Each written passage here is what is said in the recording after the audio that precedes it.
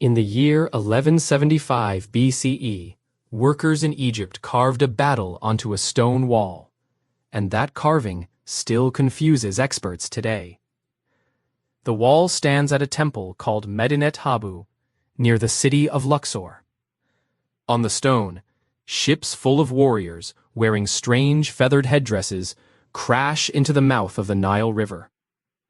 Egyptian soldiers fight them off with spears and arrows. The pharaoh who ordered this carving, Ramesses III, wrote that these attackers came from a group he could barely name. He called them peoples of the islands and peoples of the sea. 3,000 years later, nobody has found a better name. We still just call them the Sea Peoples, and we still do not know who they really were. Picture the world right before this attack.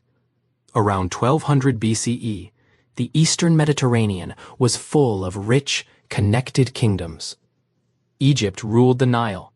The Hittite Empire ruled most of what is now Turkey. Mycenaean Greece had palaces stacked with bronze weapons and gold cups. Merchant ships crossed the sea daily, trading tin, copper, and grain between them. Then, within about 50 years, almost all of it fell apart. The Hittite capital was burned and abandoned. Greek palaces were destroyed one after another.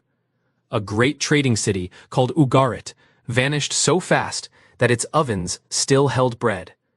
Historians call this the Bronze Age collapse, and the Sea Peoples sit right in the middle of the mystery. At Ugarit, on the coast of what is now Syria, archaeologists found a clay tablet that was never mailed.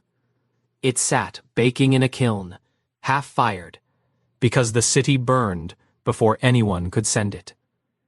The king of Ugarit had written to a nearby ruler, begging for ships and soldiers. The message said enemy ships were already burning towns along the coast, and that his own fleet was away, fighting somewhere else. No reply ever came. Days or weeks later, Ugarit itself burned to the ground and was never rebuilt. That unsent letter is one of the last voices from a city that had traded across the Mediterranean for over 1,000 years. On the walls of Medinet Habu, the Egyptians did not just carve nameless raiders. They carved several different groups, each with its own gear and headdress, and gave each one a name. There were the Peliset, wearing feathered crowns. There were the Sheridan, wearing horned helmets with a strange round disc on top. There were also the Shekelesh, the Denyen, and the Weshesh, 5 or more separate peoples, moving together by land and by sea, with ox carts carrying women and children behind the warriors. This detail matters. It suggests these were not just pirates on a raid. It looks more like whole communities on the move, searching for somewhere new to live. One theory says the Sea Peoples were refugees. Around 1200 BCE, earthquakes, wars, and famine were already hitting the Aegean Sea and western Turkey. Some historians think people from those regions, including former Mycenaean citizens, were pushed out of their homes and had to move. They traveled by boat and by land, taking whatever weapons and skills they had, and along the way, they raided cities that stood in their path. Under this theory, the Sea Peoples were not one army with one king. They were a mixed wave of displaced families, soldiers, and sailors, all moving toward Egypt, because Egypt still had food when almost nowhere else did. Another theory pushes back hard on the word invaders. The name Sea Peoples was not used in the Bronze Age at all. A French scholar named Gaston Maspero invented it in 1881, borrowing pieces from old Egyptian texts. Some modern historians argue this label hides more than it explains.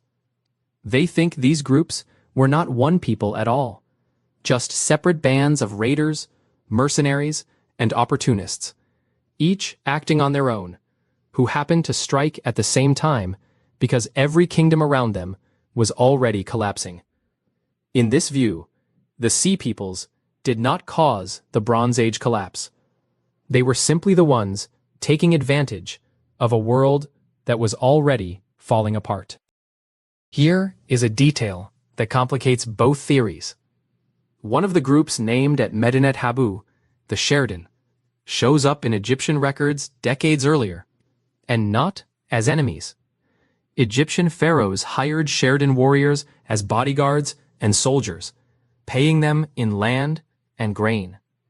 So the very people later carved as invaders had once been paid protectors of the Egyptian throne. That single fact makes it hard to draw a clean line between friend and foe. It suggests the same warriors could fight for a kingdom one generation and fight against it the next, depending on who was paying and who still had anything left worth paying with. There is also a theory that leaves people out of it almost entirely: the weather. Scientists have studied pollen, tree rings, and lake sediment from Cyprus and Syria, and found signs of a long, brutal drought stretching across the region around 1200 BCE. Hittite letters from this period beg neighboring kings for emergency grain shipments, calling it a matter of life and death. Crops failing for years in a row would have emptied storehouses, starved armies, and pushed whole populations to leave their land in search of food. Under this theory, the Sea Peoples were not the cause of the collapse. They were one more symptom of a climate disaster nobody in the Bronze Age had a name for. Some historians go even further and say no single cause explains it, because the Bronze Age world was too connected to fail slowly. Tin for bronze came from as far away as Afghanistan. Copper came from Cyprus. Grain came from Egypt and the Black Sea coast. Every kingdom depended on every other kingdom staying stable enough to keep trading. This is sometimes compared to a modern supply chain, where one factory shutting down in one country can stall car production on the other side of the world. If earthquakes, drought, and raids hit several links in that chain at once, the whole system could crash together, fast, even without one single villain behind it. But total collapse did not happen everywhere, and that gap in the story is hard to explain away. Egypt survived the attacks carved at Medinet Habu. It lost territory and grew much weaker, but the kingdom itself did not fall, and Ramesses III kept his throne. Assyria, further east, also held on.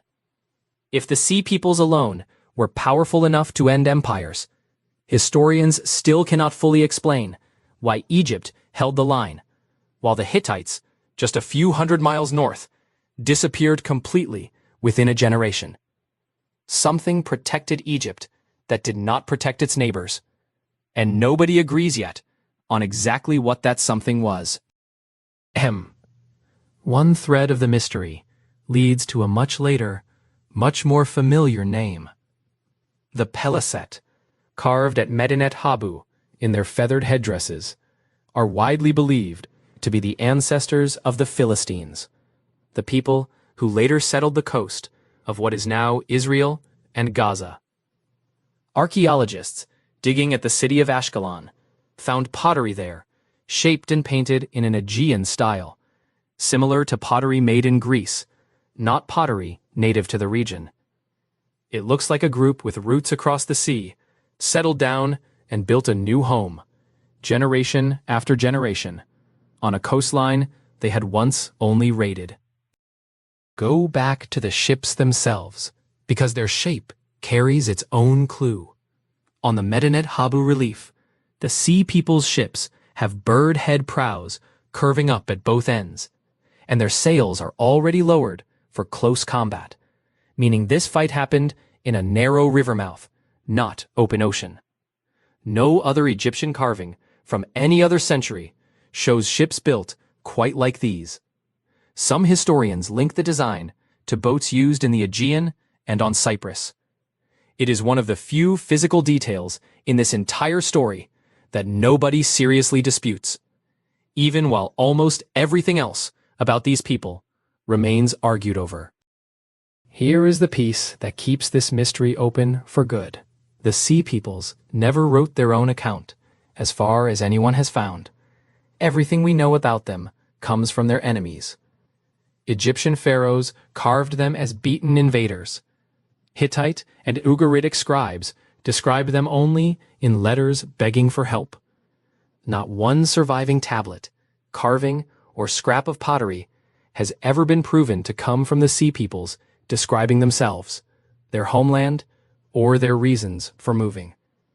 A group blamed for reshaping the entire Eastern Mediterranean left behind no name for itself in its own words, only the names, often unflattering, given to it by the frightened people who outlived the attack. Modern science has tried to close the gap with bones instead of texts. At Ashkelon, archaeologists studied burials from right around 1200 BCE and found a brief shift, a small amount of new genetic ancestry linked to southern Europe appearing in the population. Within just 2 generations, that signal fades back out, blending into the local population that was already there. It is genuine evidence that some newcomers arrived and mixed in. But a small, temporary genetic shift in one coastal town does not prove who led the attacks on Ugarit or the Hittites or who burned which city first. And researchers are careful to say so. So the question sits exactly where it sat a century ago. Were the Sea Peoples refugees fleeing a collapsing world, opportunists exploiting one, a symptom of drought and famine, or several unrelated groups that historians only later lumped into a single name? Every kingdom that could have written the true answer was busy burning at the time. All that survives is a stone wall at Medinet Habu, showing warriors in feathered headdresses staring out across 3,000 years, still unnamed by anyone but the people they once terrified. More forgotten history every week. Subscribe so it isn't lost twice.